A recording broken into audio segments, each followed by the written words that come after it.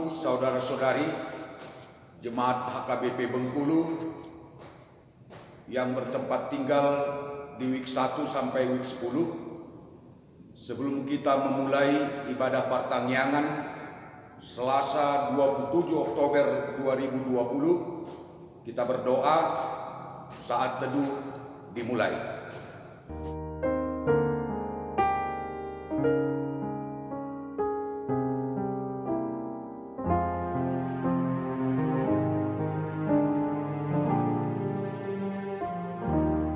Marilah kita buka ibadah pertangyangan keluarga bernyanyi Kidung Jemaat nomor 365B ayat 1 dan ayat 3.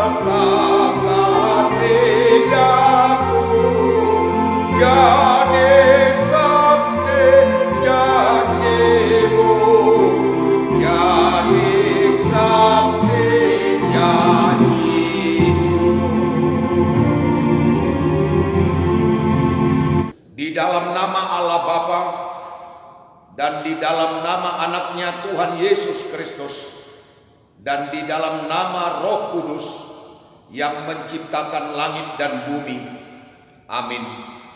Sebab beginilah firman Tuhan Allah, dengan sesungguhnya aku sendiri yang akan memperhatikan domba-dombaku dan akan mencarinya seperti seorang gembala mencari dombanya pada waktu domba itu tercerai dari kawanan dombanya.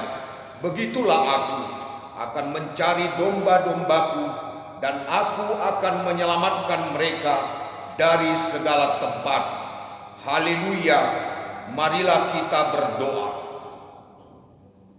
Ya Tuhan Allah Bapa kami, bimbing dan kuatkanlah kami dengan Roh-Mu, agar kami mendengar dan menerima firman-Mu. Teguhkanlah firman-Mu di dalam hati kami, supaya kami menjadi baru dan kudus. Tolonglah kami, agar kami semakin percaya kepada anak-Mu, Tuhan Yesus Kristus, dan memperoleh hidup yang kekal.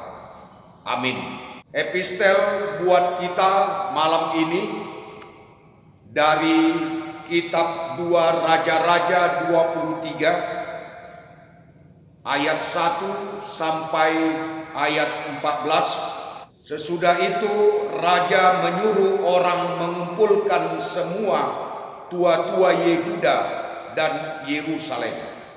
Kemudian pergilah raja ke rumah Tuhan dan bersama-sama dia semua orang Yehuda dan semua penduduk Yerusalem, para imam, para nabi, dan seluruh orang awam dari yang kecil sampai yang besar. Dengan didengar mereka, ia membacakan segala perkataan dari kitab perjanjian yang ditemukan di dalam rumah Tuhan itu. Sesudah itu berdirilah raja dekat tiang dan diadakannya lah perjanjian di hadapan Tuhan untuk hidup dengan mengikuti Tuhan dan tetap menuruti perintah-perintahnya, peraturan-peraturannya, dan ketetapan-ketetapannya dengan segenap hati dan dengan segenap jiwa, dan untuk menepati perkataan perjanjian yang tertulis dalam kitab itu.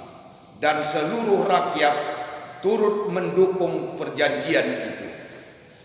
Raja memberi perintah kepada imam besar Hilkiah dan kepada para imam tingkat 2 dan kepada para penjaga pintu untuk mengeluarkan dari bait Tuhan segala perkakas yang telah dibuat untuk Baal dan Asyera dan untuk segala tentara langit. Lalu dibakar nyala semuanya itu di luar kota Yerusalem di padang-padang Kidron dan diangkut nyala abunya ke Betel. Ia memberhentikan para imam dewa asing yang telah diangkat oleh raja-raja Yehuda untuk membakar korban di bukit pengorbanan di kota-kota Yehuda dan di sekitar Yerusalem. Juga orang-orang yang membakar korban untuk Baal, untuk dewa matahari, untuk dewa bulan, untuk rasi-rasi bintang, dan untuk segenap tentara langit. Dibawanya lah tiang-tiang berhala dari rumah Tuhan keluar kota Yerusalem ke sungai Kidron, lalu dibakarnya di situ dan ditumbuknya halus-halus menjadi abu. Kemudian dicampakkan nyala abunya ke atas kuburan rakyat jelata. Ia merobohkan petak-petak pelacuran bakti yang ada di rumah Tuhan, tempat orang-orang perempuan bertenun sarung untuk Asyera. Disuruhnyalah datang semua imam dari kota-kota Yehuda, lalu ia menajiskan bukit-bukit pengorbanan, tempat para imam itu membakar korban. Dari Geba sampai Beersheba, dirobohkannyalah pula bukit-bukit pengorbanan di pintu-pintu gerbang yang ada dekat lubang pintu gerbang Yosua, penguasa kota itu, yang ada pada sebelah kiri kalau orang memasuki pintu gerbang kota itu. Tetapi para imam bukit-bukit pengorbanan itu tidak boleh naik ke mezbah Tuhan di Yerusalem. Hanya mereka boleh memakan roti yang tidak beragi di tengah-tengah saudara-saudara mereka. Ia menajiskan juga Tofet yang ada di lembah Ben Hinnom, supaya jangan orang mempersembahkan anak-anaknya sebagai korban dalam api untuk dewa Molok. Dibuangnyalah kuda-kuda yang ditaruh oleh raja-raja Yehuda untuk dewa matahari di pintu masuk ke rumah Tuhan, dekat bilik Natan Melek, pegawai istana yang tinggal di gedung samping. Juga kereta-kereta dewa matahari dibakarnya dengan api. Mezbah-mezbah yang ada di atas Soto, tempat peranginan Ahaz, yang dibuat oleh raja-raja Yehuda, dan mezbah-mezbah yang dibuat oleh Manasye di kedua pelataran rumah Tuhan, dirobohkan oleh raja dan dirumukkan di sana, lalu dicampakkan abunya ke sungai Kidron. Bukit-bukit pengorbanan yang ada di sebelah timur Yerusalem, di sebelah selatan bukit kebusukan, dan yang didirikan oleh Salomo, Raja Israel, untuk Asitoret, dewa kejijikan, sembahan orang Sidon, dan untuk Kamos, dewa kejijikan, sembahan Moab, dan untuk Milkom, dewa kekejian, sembahan orang Amon, dinajiskan oleh raja.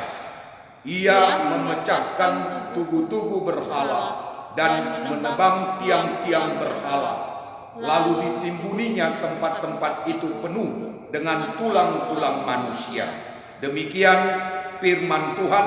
Berbahagialah orang yang mendengar firman Allah serta memeliharanya. Amin. Bernyanyi Kidung Jemaat nomor 362 ayat 1.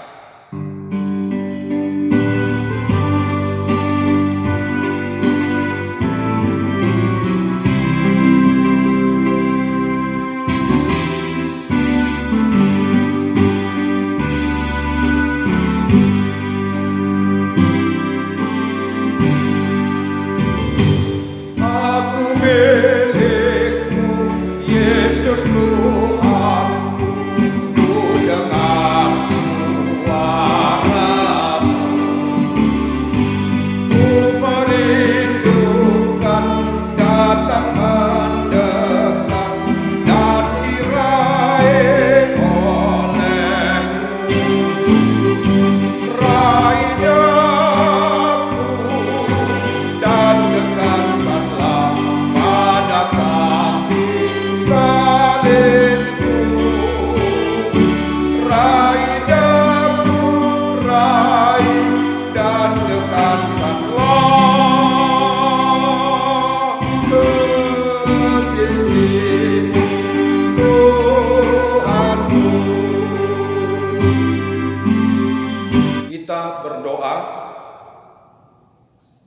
Terima kasih Tuhan Allah Bapa Sorgawi, di dalam karya anak-Mu Tuhan Yesus Kristus, penyertaan kasih-Mu yang begitu besar menyelamatkan perjalanan hidup kami, memberikan hari dan waktu yang telah Tuhan berkati sehingga kami dapat bersukacita untuk memuji, memuliakan, mengagungkan kebesaran kasih-Mu yang memberi kesehatan kepada kami, sehingga kami dapat merasakan kekuatan yang Tuhan perbaharui untuk daging dan roh kami. Terpujilah Engkau Allah Bapa kami. Kami haus akan firman-Mu. Bekerjalah Engkau Tuhan di dalam hati dan pikiran kami, memimpin ibadah kami ini untuk menjadi kemuliaan bagi nama Tuhan, memperkaya kerohanian kami di saat kami mendengarkan firman-Mu yang kudus ini. Mohon pengampunan dosa kami Tuhan kepadamu, kepada orang tua kami, kepada saudara-saudara kami. Di dalam nama anak-Mu Yesus Kristus, terpuji dan termulialah nama Tuhan. Amin. Firman Allah yang menjadi khotbah untuk kita jemaat yang dikasihi Tuhan tertulis di 1 Korintus pasal yang ketiga, dimulai dari ayat 10 sampai dengan ayat 17. Demikianlah firman Tuhan. Sesuai dengan kasih karunia Allah yang dianugerahkan kepadaku,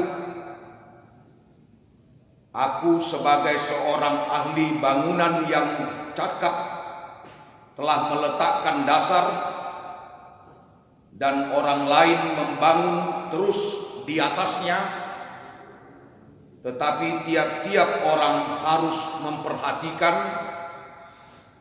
bagaimana ia harus membangun di atasnya.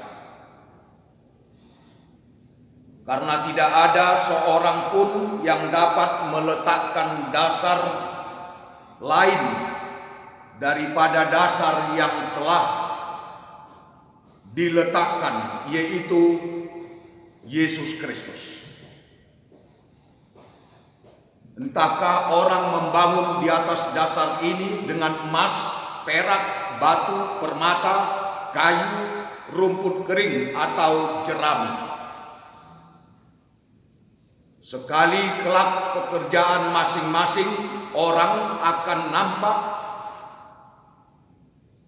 karena hari Tuhan akan menyatakannya, sebab ia akan nampak dengan api, dan bagaimana pekerjaan masing-masing orang akan diuji oleh api itu. Jika pekerjaan yang dibangun seseorang tahan uji, ia akan mendapat upah. Jika pekerjaannya terbakar, ia akan menderita kerugian. Tetapi ia sendiri akan diselamatkan, tetapi seperti dari dalam api. Tidak tahukah kamu bahwa kamu adalah bait Allah, dan bahwa Roh Allah diam di dalam kamu? Jika ada orang yang membinasakan bait Allah, maka Allah akan membinasakan dia. Sebab bait Allah adalah kudus, dan bait Allah itu ialah kamu. Demikian bunyi firman Tuhan Allah. Jemaat yang dikasihi Tuhan kita Yesus Kristus, semua kita sebagai pengikut Kristus mengetahui tentang Rasul Pauluslah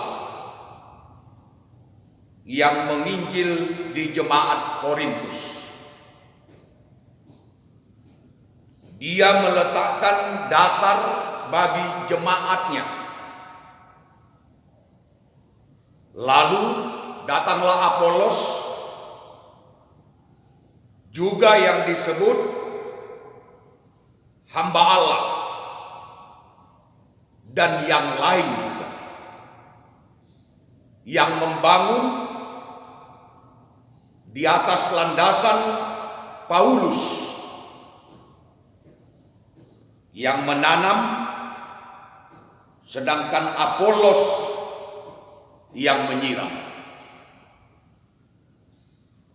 Namun Rasul Paulus menegaskan bahwa yang penting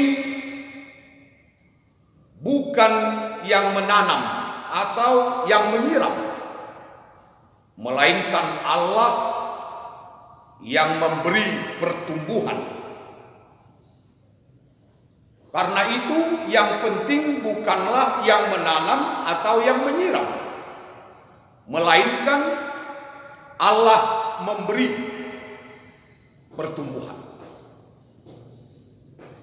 Baik yang menanam maupun yang menyiram adalah sama, dan masing-masing akan menerima upahnya sesuai dengan pekerjaannya sendiri.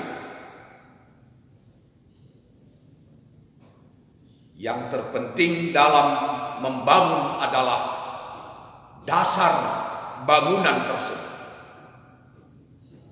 Karena fakta dari firman Allah di ayat 11 dijelaskan bahwa dasar bangunan yaitu Yesus Kristus.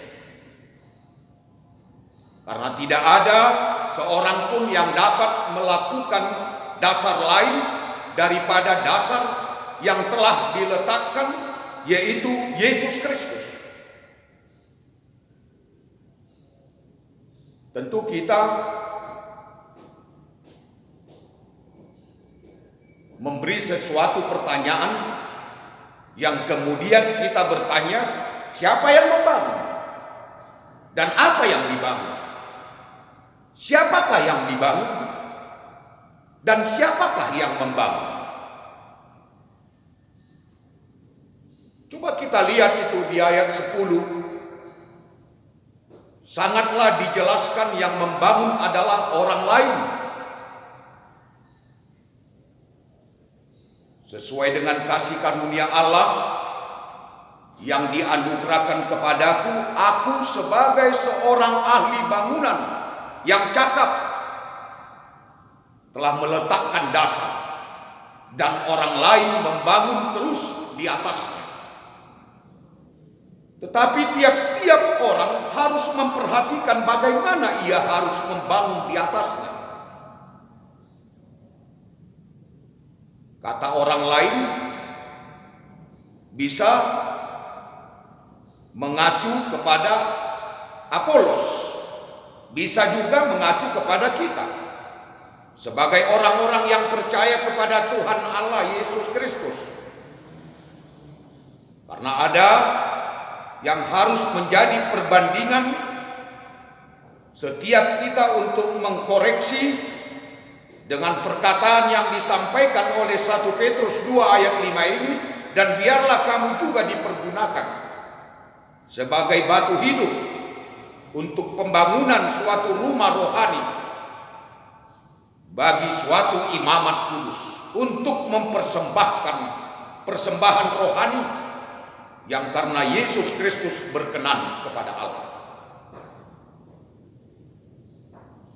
Sungguh yang menjadikan jati diri kita sudah jelas bahwa tugas kita sebagai orang-orang percaya adalah membangun.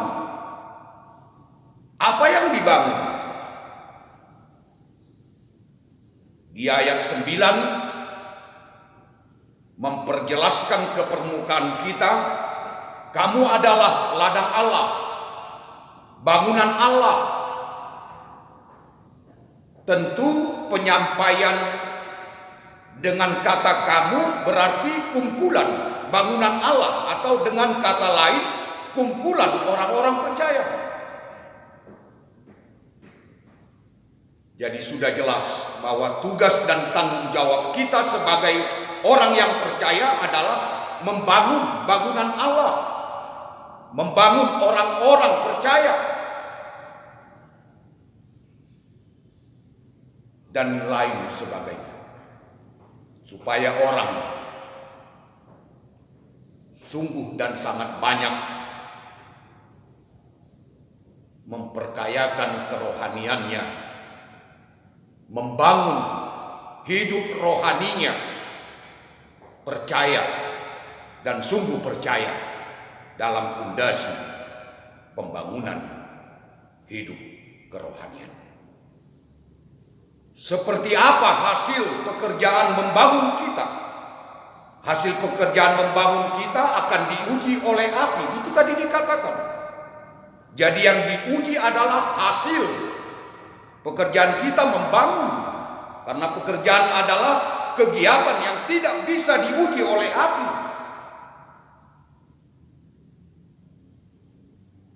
Penyampaian dalam konteks ini hanya kata benda, hasil pekerjaan kita dapat diuji oleh api. Apakah hasil pekerjaan membangun? Tadi dikatakan di ayat 12, yaitu emas, perak, batu permata, kayu, rumput kering atau jerami. Hanya emas, perak, dan batu permata yang tahan uji api. Sedangkan kayu dan rumput kering akan hangus terbakar oleh ujian api. Apa maksudnya? Tujuan membangun adalah menghasilkan orang-orang percaya yang serupa dengan Kristus, yang masuk di dalam bangunan Kristus adalah kekuatan pondasinya yang kokoh seperti emas, perak, dan batu permata. Karena Rasul Paulus di sini menekankan bahwa yang terpenting adalah kualitas hasil yang kita bangun, sehingga pekerjaan kita tidaklah menjadi sia-sia. Sambil berpegang pada firman kehidupan, agar aku, kamu dapat bermegah pada hari Kristus, bahwa aku tidak percuma berlomba dan tidak percuma bersusah-susah. Itulah penyampaian yang tertulis di Filipi 2 ayat 16. Itulah sebabnya maka aku, karena tidak dapat tahan lagi, telah mengirim dia supaya aku tahu tentang imanmu, karena aku khawatir kalau kamu telah dicobai oleh si penggoda. Dan kalau usaha kami menjadi sia-sia. 1 Tesalonika 3 ayat 5 disampaikan firman Tuhan kepada kita. Sudah barang tentu kita merindukan agar banyak orang bertobat dan menerima Kristus di dalam kehidupannya. Tetapi apakah hanya sampai di situ saja? Sudah barang tentu seharusnya kita juga rindu untuk membangun diri kita membangun dan menggalakkan iman kerohanian kita, orang tersebut untuk dapat bertumbuh menjadi serupa dengan Kristus. Disinilah kualitas bangunan kita akan teruji, agar pekerjaan kita tidaklah menjadi sia-sia. Di samping itu, Rasul Paulus juga mengingatkan kita dalam membangun rumah Tuhan. Apakah kita adalah pembangun atau perusak? Ini menjadi pertanyaan bagi kita. Jika ada orang yang membinasakan bait Allah, itu tadi dikatakan, maka Allah akan membinasakan dia. Songo dia pe sakap ni jol manaroa saya nataranggodo uap ni nandudana. Songo dia pe ditabuni hokala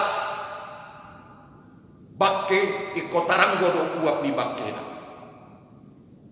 Songo dia pe sakap ni jol mamangulaon akanaroa ikon di Batama mardabu-dabu pribadi. Sebab bait Allah adalah kudus, dan bait Allah itu ialah kamu. Itu tadi dikatakan di 1 Korintus 3 ayat 17. Hal ini juga sesuai yang dikatakan Yesus, siapa tidak bersama aku, ia melawan aku, dan siapa tidak mengumpulkan bersama aku, ia mencerai-berai. Padahal Yesus Kristus menyampaikan dalam kitab Matius 12 ayat 30. Apakah kita pengumpul atau membuat cerai-berai? Akhirnya kita diingatkan bahwa kita adalah rekan kerja Allah untuk membangun rumah Allah, membawa, mengumpulkan orang-orang percaya di dalam bait Allah.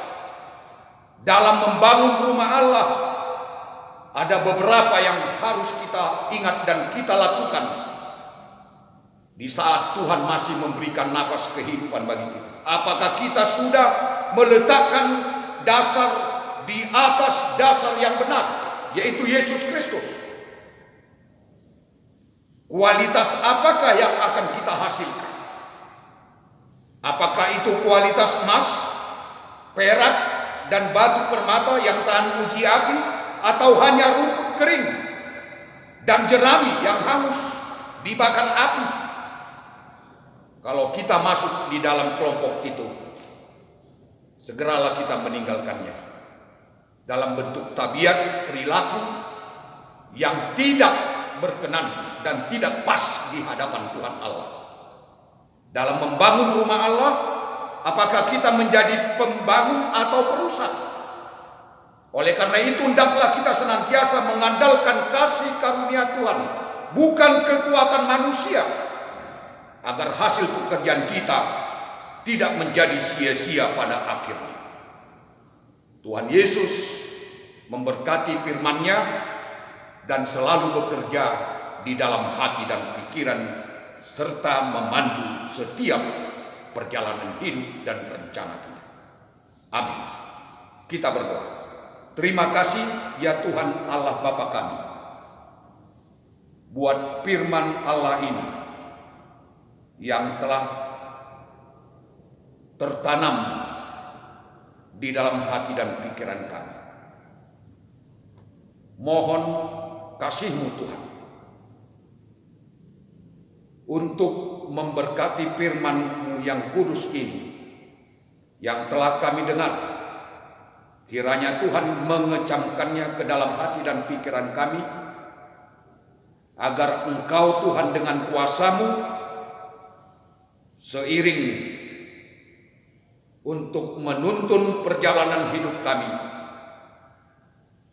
iman kami, membangun kerohanian kami, membangun rumah bait-Mu yang suci Tuhan, untuk tempat kumpulan orang-orang percaya yang menyatakan sikap imannya, memuji dan memuliakan kebesaran Tuhan. Bekerjalah Engkau ya Tuhan Allah Bapa kami dalam setiap kehidupan kami, dalam rencana kami juga, agar Tuhan mengabulkan dan menjawab segala apa yang kami sampaikan dalam permohonan kami ke hadapan-Mu ya Tuhan yang Maha Kudus. Pakailah kami Tuhan menjadi persembahan daupa yang harum. Pakailah setiap talenta yang Tuhan berikan bagi kami untuk menjadi panutan, untuk menjadi alat-Mu dan menjadi pelaku-pelaku firman, agar sesuai dalam setiap perbuatan dan tindak tanduk kami untuk memuliakan, memuji, dan membesarkan nama-Mu Tuhan di bait rumah-Mu yang suci, juga di bumi kota Rafflesia ini. Engkaulah Tuhan yang memberkati tempat kami ini, jauhkan dari kami mara bahaya, jauhkan dari kami Tuhan segala wabah penyakit, tambahkan kepada kami kekuatan yang baru, dan sertai kami dengan kuasa-Mu. Berkati kami Tuhan dengan pengasihan untuk memberikan umur yang panjang kepada kami, rezeki dan sukacita dari Tuhan. Amin. Bernyanyi Kidung Jemaat nomor 376 ayat 1.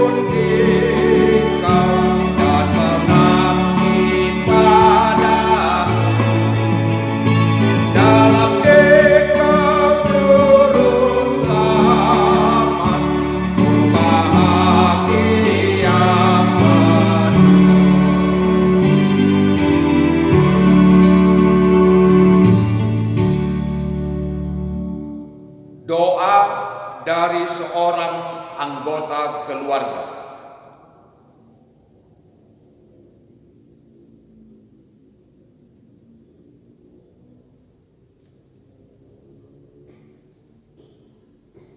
Lanjut dong. Bernyanyi Kidung Jemaat nomor 369A ayat 1 dan ayat 3 sambil mengumpulkan persembahan untuk gereja.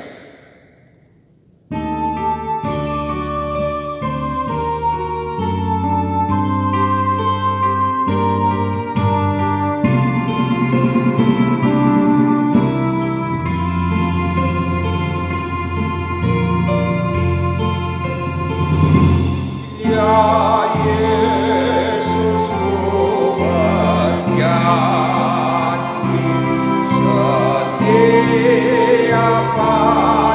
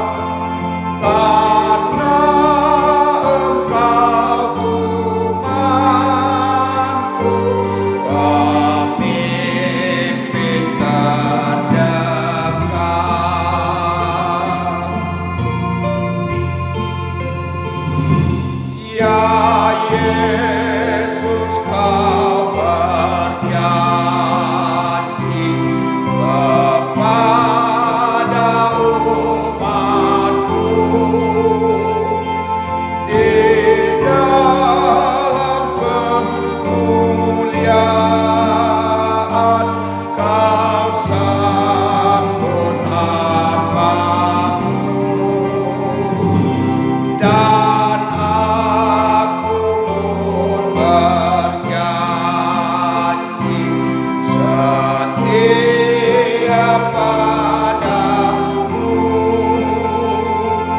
berikanlah karunia mengikut kehendakmu.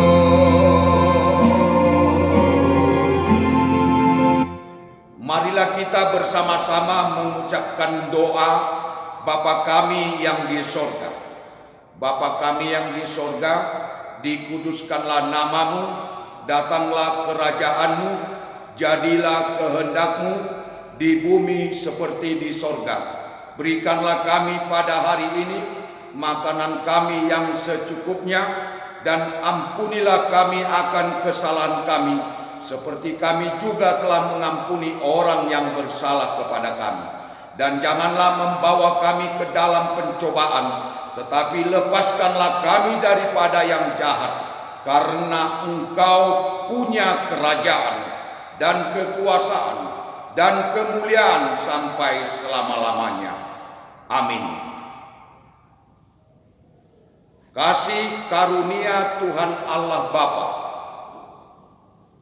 dan anaknya Tuhan Yesus Kristus dan Roh Kudus kiranya menyertai kita sekalian.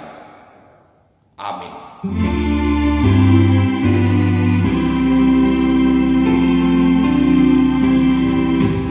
Amin. Kudung. Amin. Haleluya. Amin. Nama